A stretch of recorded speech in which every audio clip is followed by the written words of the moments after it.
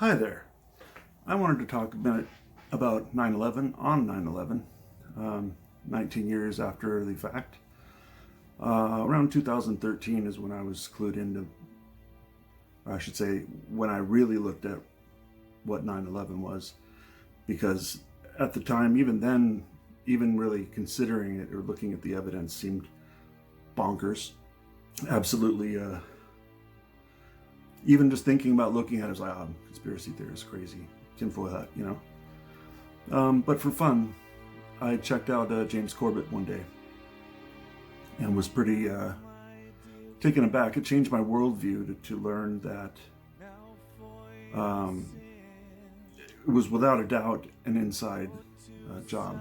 At the very least, there was a lot of involvement, knowledge of, and looking the other way, at the very least, from the get-go. But the more I looked into it, the more it was like, okay. And I don't know all of the operations. Obviously, I don't know anybody who does. But from what I've pieced together in my head, and looking at everything, it looks to me like the guys that were in the Reagan administration, John Bolton, Dick Cheney, Paul Wolfowitz, the same guys that were in the Bush administration when 9/11 happened, and that's no mistake. They were all together in the Reagan administration, and then the Bush administration after the Reagan administration. But during the Reagan administration, I believe George H.W. Bush was the head of the CIA. I know he was for 10 years, and I think it was during that time.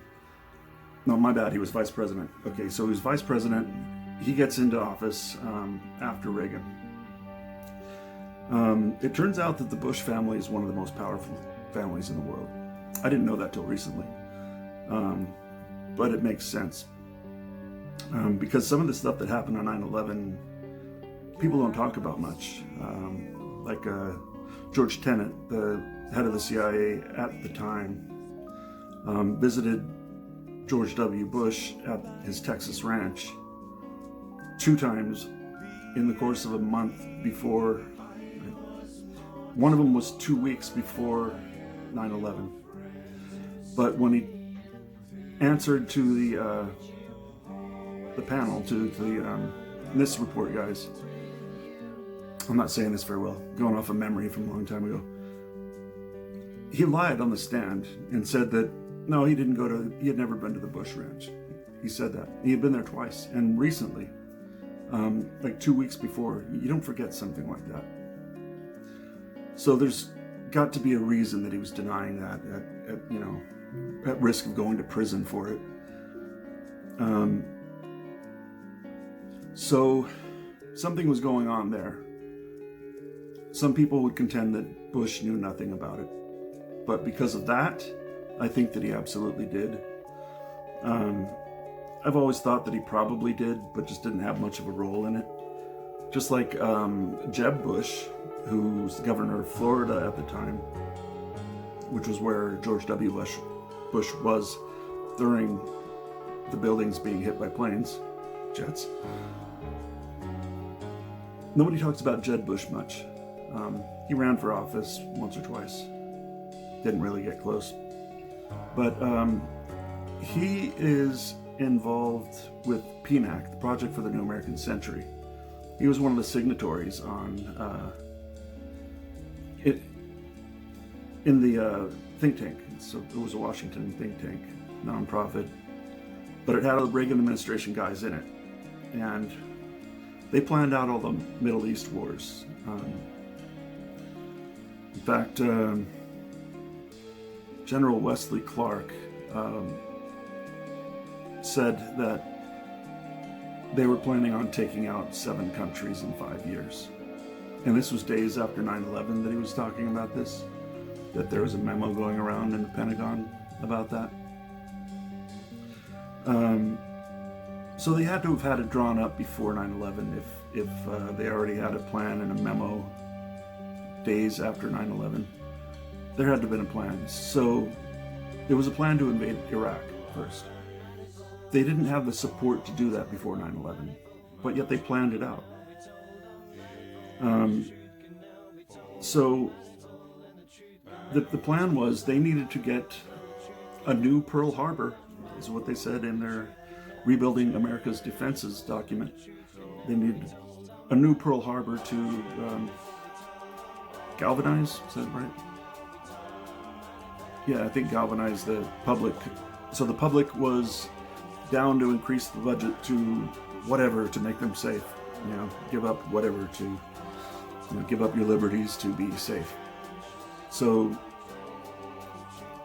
they gave up money, increased the budget by massive amounts of the military budget, enough so that they could go invade Iraq and have this huge military buildup, and indeed destabilize the entire Middle East by going country after country after country.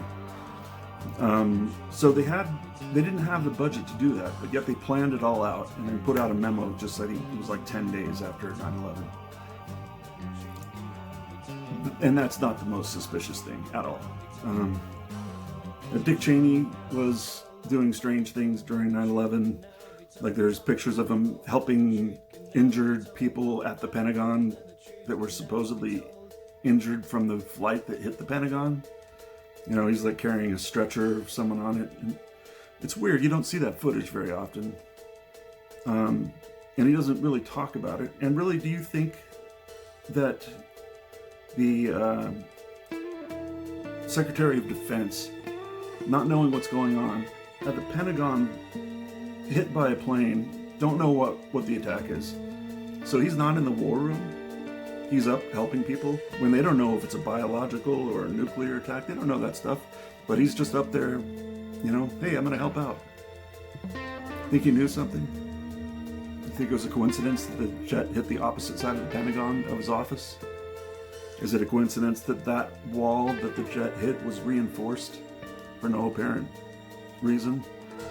You think it's a coincidence that the people who were investigating the $2.3 trillion that Rumsfeld announced missing from the Pentagon the day before 9/11, they were investigating it right there, jet hit, blows up all the evidence and kills the people? Oops, who knew? So, understand my suspicions there. And then you have Dick Cheney, who claimed that he was not in the war room when he was in front of the Secretary of Transportation when they said that they were asking him if he should shoot the jet down when it was approaching the Pentagon. And it got closer and closer, and the person there that controlled these things said, "Are you sure you don't want us to take it down?" And he said, "No. Did I say anything different?" He literally let it come and hit the Pentagon. This coming from the Secretary of Transportation. That's pretty credible. Why would anybody do that? And he just kind of claimed that he wasn't there. Okay, little suspicious, right? It would take me several days to go through all this stuff, and I can't remember all of it, but just those things are worth investigating. Dick Cheney, Donald Rumsfeld, Paul Wolfowitz, Scooter Libby, all these guys that were in the Project for the New American Century should be investigated because there's almost enough circumstantial evidence to convict without an investigation. But they should be investigated, but they never even got questioned. Well, actually, I think Rumsfeld was asked a couple things on his stand that were just like, they all played dumb. It's like, oh, we didn't know because we don't have enough staff, and we need more money. It's basically what the CIA and the intelligence agencies, when they failed my ass. When they, we're bungling things because we need more money. So they doubled the budget for the intelligence agencies because of all the new money for Defense Department, because we gave up that because we were scared, right? So they never did get investigated. And now there are loose links. No, not that loose, but I don't have the paperwork in front of me to say, but there are some links that link Scooter Libby to the Wuhan lab. And I really feel that the PNAC guys also had something to do with manipulating this virus and releasing it, because everything was ready to go to capitalize on this pandemic. Everything was ready to go, and it's just like 9/11 was. Everything was just set up, and they came and took everything, but way worse with the pandemic. People are still in shock and stuff, you know, they're transferring $3-4 trillion to big corporations, you know, barely even helping anybody else pay rent when they're forcing us to stay home. So we can't work. They won't let you work. But yet they kind of just stopped helping people, except for boosting unemployment for a few weeks. Well, a couple months, to be fair. But they cut that back. And I don't know that it's going to continue. I think it is for a couple months, at least. Anyways, I'm getting off topic. It's 9/11 right now, 2020, so 19 years after 9/11, 2001. And I just wanted to say a few words off the top of my head, unplanned, just about kind of a path of thinking about what's wrong with this narrative. How far-fetched is it that these guys had something to do with it? With all that I just said, I mean, there's way more to it. Like Building 7 collapsing into its own footprint and now being scientifically proven to not have been able to collapse from the fires that they said it did. That it had to be brought down by munitions. Why would they do that and be secret about it? You know, happened on the same day as 9/11. Nobody talked about it. Wasn't even in the NIST report. You know, the report about what happened on 9/11. This is building number 7 of the World Trade Center, and it wasn't even in the report. And on and on. They were kind of forced to investigate it some, and they said, oh yeah, it was office fires that took it down. It's a whole new thing. Office fires taking down the skyscraper, 47-story building.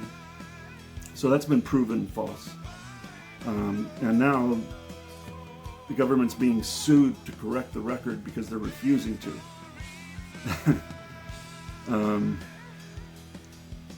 If you don't think that there's something worthy of investigation in all of this, I'd like to know why. I really would. It doesn't make sense to me. People seem to look at me about talking about this like, oh, that's pretty far-fetched. It's like, no, it's really far-fetched to think that something wasn't intentionally askew.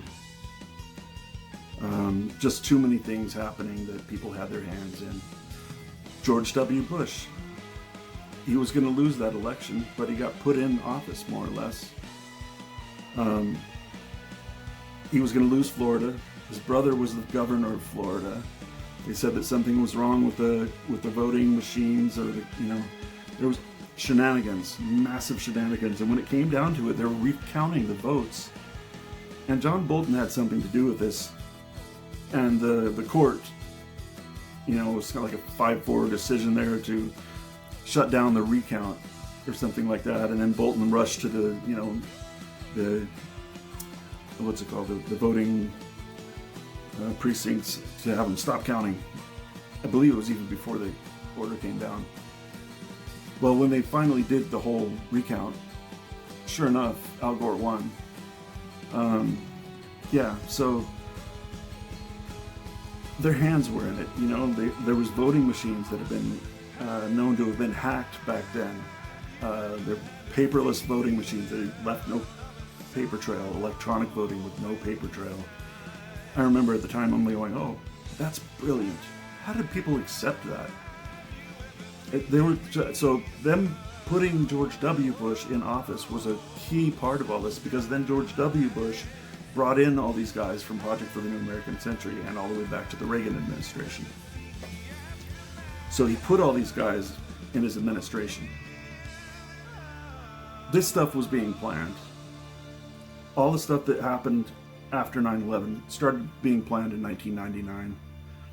It was the document, Rebuilding America's Defenses, came out 1 year to the month before 9/11 happened, where they said we need a new Pearl Harbor. All this stuff, I mean, look at all these pieces. Food for thought. I know I didn't articulate things well or communicate details very well, but I'm notorious for that. If you have any questions about the details of anything I'm saying, I'm quite certain of anything I've said for what I've said. And I can get the details. I just don't have them right in front of me because this is very impromptu. Anyway, take it for what it is. Have a good time. Have a good time. Good evening.